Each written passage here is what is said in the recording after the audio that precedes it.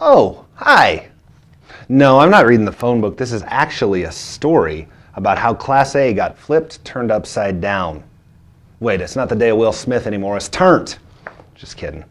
And it didn't really get flipped, turned upside down, but the top four positions all kind of switched order, and that's because Norfolk High is the new number one in Class A, because they're the only undefeated team left in Class A. How did they get there? Started Friday night, 39-16 win over Lincoln Southeast.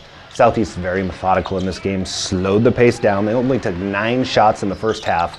Norfolk led 11-2 at halftime.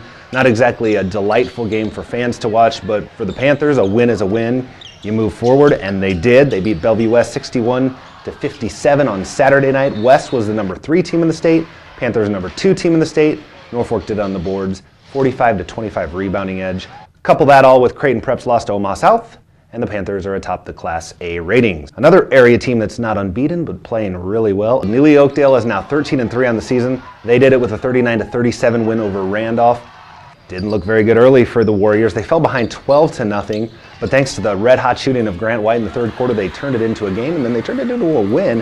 White scored 11 straight points early in the third quarter to give the Warriors their first lead of the game. They coupled a Chris Bentley 3. On top of that, took a 4-point lead. Then it was back and forth the rest of the way. Randolph actually late had a chance to tie the game, send it to overtime. Landon Anderson got to the paint, got a finger roll up, but it rolled onto the floor. Neligh-Oakdale is 13-3. Neligh-Oakdale, of course, playing Class C2. They're in a very tough district at the end of the year. Another team in Class C2 that's going to be playing a tough district at the end of the year is Lutheran High Northeast. They played a tough schedule all year. They ended the week last week with a 63-47 win over Clarkson-Lee. Patriots, a 12-5 team that's lost 4 out of 5, including a loss to Twin River that I'm going to talk about just briefly in a little bit.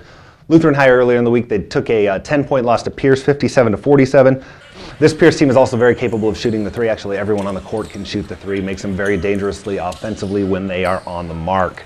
I mentioned Clarkson-Lee. Clarkson-Lee didn't just lose to Lutheran High Northeast. Twin River defeated Clarkson-Lee because they rebounded very well. They had a 19-7 edge in the first half on the boards, an 11-0 edge on the offensive glass.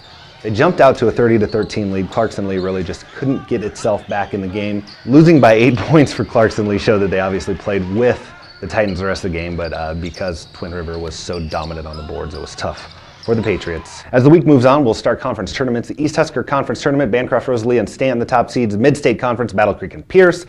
Lewis and Clark Conference, Winnebago and Wynot are the top 2 seeds. In the Niobrara Valley Conference, Clearwater, Orchard, and Stewart are the top 2 seeds. Southwest Conference, Ainsworth, the number 1 seed, and Humphrey St. Francis has already won the Goldenrod Conference Tournament Championship because they are playing good basketball. As the season winds on, everybody's going to play good basketball except for the people who don't, like me. We'll talk about that as my mom grows my hair because I make myself sad. Oh, rainbows. I'm Tom Beamer for The Buzz.